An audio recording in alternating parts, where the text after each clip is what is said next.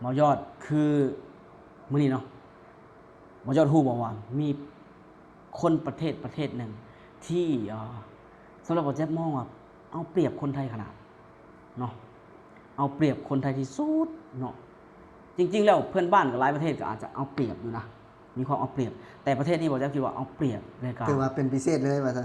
แล้วก็ใจร้ายกับคนไทยขนาดเนาะเอาไปเบิ่งอันนี้ก่อนอันดับแรกเนาะคือผลงานชิ้นแรกของเขาเนาะนั่นก็คือขอทานเนาะ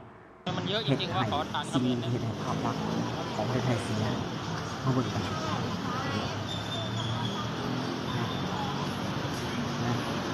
เราจะขึ้นทุกคนเบิ่งพร้อมมาจากไหนครับมาจากไหนเขมรทำไมมันเยอะขนาดนี้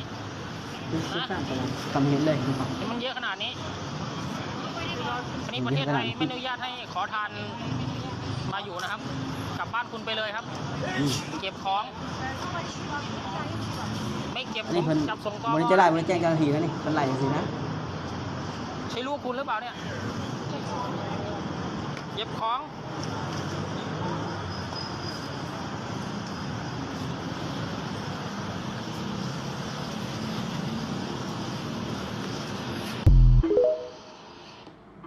อันนี้คือเป็นช็อตหนึ่งซื่อๆเนาะมีอีกหลายคลิปที่ผมจะอาจจะมาแปะให้ทุกคนได้เบิ่งนำก่อนอื่นก็สวัสดีครับผมสวัสดีครับก็มื่อนี้เนาะบ่ยอดอย่างที่บ่ยอดได้เห็นไปเมื่อสักครู่เนาะเป็นยังบ่จังบอกว่าในความเป็นเพื่อนบ้านหลายๆประเทศก็อาจจะมีความเอาเปรียบไทยอยู่เนาะแต่เพิ่นก็บ่ได้ว่าหยังดอกเนาะแต่ใจลึกๆเนาะในความเป็นคนเหมือนกันอ่ะไผก็ต้องรู้สึกน้อยเนื้อต่ำใจอยู่แล้วล่ะเนาะในความคนอื่นเอาเปรียบเลยก็เฮ็ดสิ่งบ่ดีในประเทศไทยอย่างเช่นนี่แหละการขอทานในประเทศไทยนี่ผิดกฎหมายเด้บ่ยอดคนไทยเฮ็ดยังผิดกฎหมายคือเดี๋ยวบ่จะเอากันคือไอ้เฮาเห็นเนาะคือจังแบบว่าคนขออนุญาตเนาะขออนุญาตเลยคือเป็นคนพิการบ่เนาะหรือว่าพิการจริงอ่ะเนาะหรือว่าส่วนใดส่วนหนึ่งที่บ่ครบอยู่ในร่างกายนะสามารถทำได้แล้วก็ต้องมีใบมีเพิ่นใบเหมือนกับเหมือนบัตรอย่างสักอย่างคนพิการมันก็เฮ็ดได้เนาะก็คือในคนไทยเองนี่แน่นอนแหละเพิ่นก็มีจริงๆเพิ่นก็มีการดูแลอีกอยู่แล้วในส่วนของคนพิการนะแต่ถ้าเกิดบ่พอก็สามารถมาเฮ็ดแบบนี้ได้แต่เพิ่นต้องมีบัตรอย่างสักอย่างแหละแม่นๆแต่อาชีพขอทานคนทั่วไปเฮ็ดบ่ได้นะคนไทยเฮ็ดบ่ได้อันนี้คือเขาเห็นเมื่อกี้นี้แต่ที่เฮาเห็นนี่คือบ่แม่นคนไทยโดยซ้ำก็ถึงที่ว่าจะบอกไงว่าประเทศนี้คนประเทศนี้เขาเจ้าค่อนข้างเอาเปรียบคนไทยเลยก็บ่จะคิดว่าทำร้ายคนไทยโดยซ้ำนะคือเนาะเท่าที่ว่าจะเห็นนะส่วนหลายขอทานเนี่ยลาวกับเมียนมานี่จะบ่ค่อยหลายนะบ่ค่อยหลายแต่ก็มีแต่ก็แอบมีถามว่ามีเนาะแต่พม่านี่บ่จะอาจจะบ่เคยเห็นบ่ฮู้ว่าทางภาคเหนือนะแต่คนลาวนี่ยังเคยเห็นบ้างนะแอบเห็นแต่ว่าที่มันเยอะจริงๆคือกัมพูชาหลายแห่งจนแบบว่าเขาเจ้าเห็นเป็นกระบวนการเป็นอาชีพจนแบบมีการจับกลุ่มมาก่อนนะเห็นบ่หลายๆคนแบบว่าจับกลุ่มแต่ไม่ได้เมิดไปได้เขาเจ้าแอบเข้ามาได้จังได๋ก็บ่ฮู้กันเนาะก็ยังเข้ามาคือเก่านะแม่นอันนี้นี่บ่แม่นอันนั้นนี่มาเป็นครอบครัวเลยนี่ก็เอาลูกเอาหยังว่าคือคนไทยนี่ด้วยอย่างที่บ่เจ็บเคยเว้าตลอดโดยทั่วไปแล้วเป็นคนจิตใจดีไงเป็นคนจิตใจดีเป็นคนที่ขี้สงสารอันนี้แบบว่าจะมองมันคือสิ่งที่ดีนะแต่มันกลายเป็นข้อเสียของให้คนอื่นมาเอาเปรียบเนาะให้คนอื่นเห็นเป็นจุดอ่อนโดยเฉพาะคนที่เขาเจ้าแบบคิดทางนี้อ่ะเห็นบอกเขาเจ้ามาเป็นครอบเป็นครัวหอบลูกหกหลานมาอันนี้บ่แม่นว่าได้ผลประโยชน์อันนี้เด้คือไทยนี่มีข้อเสียหลายอย่างอันนี้คือนี่ได้ผลประโยชน์เนาะผู้ที่มาหากินผู้ที่มาได้รับผลประโยชน์แต่ว่านักท่องเที่ยวได้บัดเข้าใจบ่นั่นแหละนักท่องเที่ยวที่เข้ามาเที่ยวนะมาเที่ยวประเทศไทยนี่เขาจะบ่ได้มองนะว่าเป็นคนต่างชาติที่เข้ามาในทางบ่มีทางเขาจะมองว่าคนไทยเห็นบอกเคยมีบ่ได้ไปเห็นเพจหนึ่งเนาะที่มีชาวต่างชาติเพิ่นมาเที่ยวไทยเพิ่นเป็นยูทูบเบอร์นี่แหละเพิ่นอัพลงนะเพิ่นว่าแบบว่าเพิ่นก็มาให้แบบว่าขอทานนี่นะเพิ่นมายอดเงินด้วยหยังนะเพิ่นก็ไปเล่าแบบว่าขอทานเยอะมากจังซี่ขอทานคนไทยว่าซั่นได้บัดนี้แม่นแล้วเพราะว่าบ่ฮู้เด้จ้ะนั่นบ่ฮู้เด้จ้ะนี่แหละมันเป็นผลเสียที่จะจากการที่แบบว่าให้พื้นที่ทำมาหากินแล้วส่วนนี้เนาะบ่แม่นเพิ่นให้เด้ แต่ว่าลักลอบ ลักลอบ ส่วนนี้เนาะคือแต่แบบว่าใช้แรงงานนี่คือเพิ่นให้อยู่แล้วเนาะแต่ว่ามาแบบนี้นี่ คือการลักลอบทำ ลักลอบท อืม ำและเขาก็บ่สามารถฮู้ได้นะ ว่าเป็นคนไทยแท้เนาะหรือว่าเป็นกัมพูชาหน้าก็คล้ายๆกันนะฮะถ้าหากว่าบ่ตรวจสอบไปเลยเขาก็บ่สามารถฮู้ได้ แม่น และแม่นไผเอาสิไปกล้าถาม อ่า แม่นบ่ไปกล้าถามอ่ะคนกัมพูชาใช่ไหมเนาะนอกจากที่แบบว่าสีผิวหรือว่าลักษณะเนาะ มันชัดเจนขนาด มันชัดเจนขนาดถึงจะฮู้นะ อืม ถ้าปกติคนที่เนียนๆแน่หรือว่าคนที่พิการจริงๆนะ อืม เฮาก็บ่กล้าไปถามด้วยซ้ำไปหรือว่าคนไทยเพิ่นก็บ่กล้าไปถามด้วยซ้ำไป เช่นกัน เพิ่นก็สงสารเด้เพิ่นก็คือเป็นนั้นเพิ่นจังตรวจสอบนี่คือ มาเป็นกลุ่มเป็นก้อน อืม เป็นลูกเป็นครอบครัวนะมันก็เลยเฮ็ดให้ว่าเพิ่นนี่สอบถามมาอยากตรวจสอบว่าเป็นเพิ่นบอกเลย อันนี้ที่เพิ่นสอบถามมีคนแจ้งเพิ่นคนที่เขาเจ้าอยู่ในพื้นที่เขาเจ้าเห็นเขาเจ้าเบิ่ง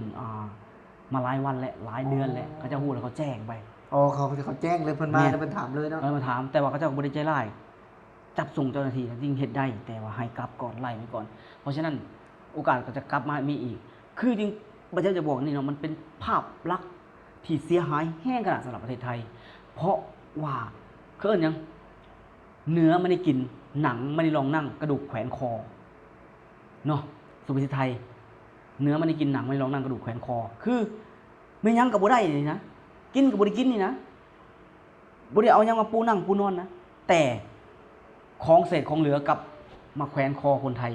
มันเป็นความเสียภาพลักษณ์ที่เสียอย่างแบบมากๆพอคนต่างชาติเห็นปุ๊บเนี่ย เขารู้เลยว่านี่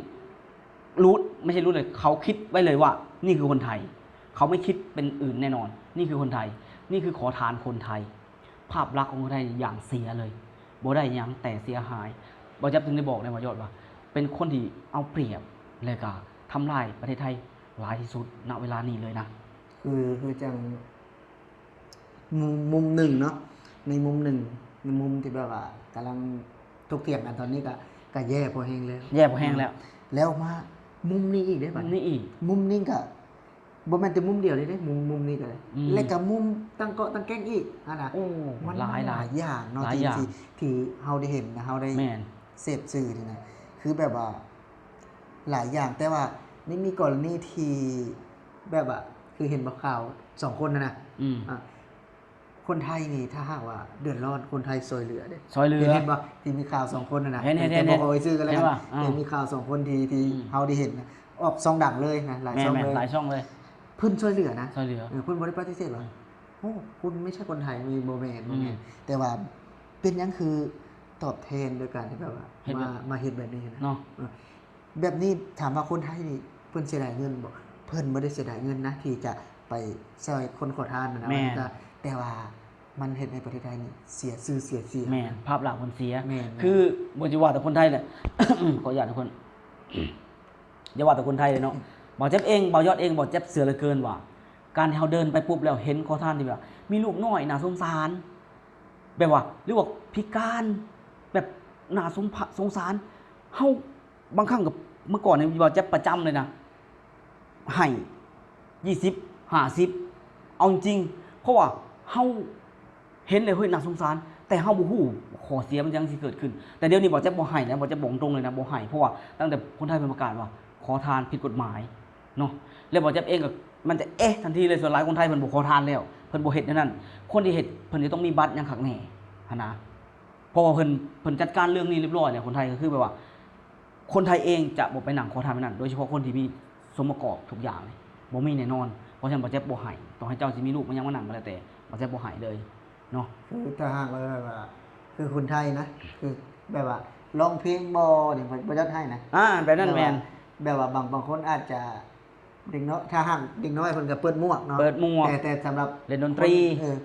สมมุติว่าคือบางคนเพิ่นบ่ได้นั่งอยู่ซื่อได้ขอ แม่น ถ้าว่าขอทานก็แม่นแหละแต่ว่าเพิ่น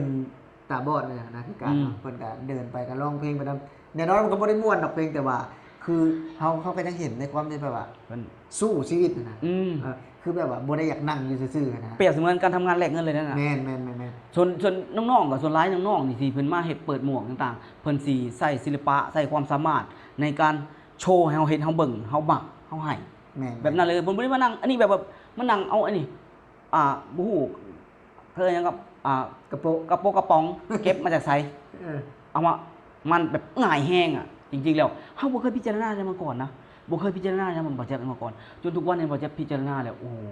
เข้าใจเลยภาพหลักอันนี้บ่แจ๊บก็คิดตลอดพอยังบ่พิจารณาคนไทย อันนี้บ่แจ๊บบอกเลยเพราะฉะนั้นขนาดบ่แจ๊บยังคิดแบบนี้นะต่างชาตินักท่องเที่ยว เขาจะคิดไปได้ประเทศไทยเจริญขนาดนี้ ดูที่มีทุกสิ่งทุกอย่างทำไมยังมีขอทาน ภาพหลักการท่องเที่ยวนี่บ่งามเลยเนาะบ่งามเลย ถ้าเป็นเพื่อนบ้านเพราะว่าเนาะนะฐานะก็ค่อนข้างที่จะด้อยกว่าประเทศไทยหลาย แต่ยังพอคิดออก แต่พอประเทศไทยอันดับนี้ แต่มีคนขอทานเต็มที่คิดไปเลยภาพหลักประเทศไทยจะเป็นแบบไหนทุกคนเนาะ เพราะฉะนั้นบ่าวเจ็บเลยเข้าใจเรื่องนี้เลยก็บ่าวเจ็บถึงได้ว่าเป็นคนเป็นชาติที่ทำลายประเทศไทยมากที่สุด เอาเปรียบประเทศไทยมากที่สุดทำลายจิตใจประเทศไทยมากที่สุดเนาะเลยก็สร้างภาพลักษณ์เสียหายให้กับประเทศไทยหลายขนาดนะบ่าวเจ็บบอกตรงไปเนี่ยทุกคนเนาะก็แล้วแต่พิจารณาเนาะบ่าวยอดเนาะนี่มุมมองบ่าวเจ็บส่วนบ่าวยอดมองกันไหน ก็คือมุมมองบ่จับก็คือคล้ายบ่จับนั่นน่ะเนาะคือแบบว่าเอาแบบว่าเอาความเดือดร้อนมาให้หลายโพดเนาะ โอ้ โดยเฉพาะประเทศเดียวนี้ เนาะ ที่เข้ามาเพราะว่าคือมานี่เฮาว่ามานี่ตั้งกลุ่มตั้งแก๊งนี่ก็บ่เหมาะสมแล้วนะ บ่เหมาะสมแหละ แม่นแล้วก็มาก็ยังมาเว้าคนใส่คนไทยอีก อืม แล้วก็มาเฮ็ดด้วยวิธีนี้ถามว่าเสียเงินให้หลายบ่เนาะบ่ได้หลาย แต่ว่าเสียชื่อเสียงในประเทศเพิ่นนะ คือเขาแน่นอนว่าคือเฮานี่เอเชียคือกันมาก็จะฮู้อยู่ว่าอาจจะบ่แม่นคนไทยนะ แต่ว่าต่างชาติน่ะเพิ่นบ่ฮู้ดอก ล้านเปอร์เซ็นต์บ่ฮู้จักเลยในต่างชาติ แม่นๆ ว่าเขาเมารวมคนไทยอย่างเดียวแหละและอีกอันหนึงเนาะพอเหตุการณ์มันต่างๆแล้วนี่ก็เยอะแยะสะสมที่เฮ็ดให้กับประเทศไทยบอบช้ำเนี่ยบอกตรงนะจิตใจคนไทยบอบช้ำเนี่ยแล้วยังมีเรื่องเล่าวที่คู่มือนี่ถกเถียงอยู่เนาะแล้วก็มาเป็นข้อพิพาทต่างๆนี่อีกก็มาแบบว่าโอ้นู่นนั่นนี่หลายอย่างเรานี่ยิ่งเฮ็ดให้บ่จะรู้สึกว่าเข้าใจคนไทยขนาดเห็นใจคนไทยขนาดเนาะในฐานะที่ผู้ที่แบกรับทุกอย่างเนาะแล้วก็ดูแลทุกสิ่งทุกอย่างแต่ผลตอบแทนผลตอบรับกลับมาเป็นสิ่งที่พอเจ็บเองก็ยังน้อยใจแทนเลยเนาะทุกคนเนาะสำหรับคลิปวิดีโอนี้เราสองคนก็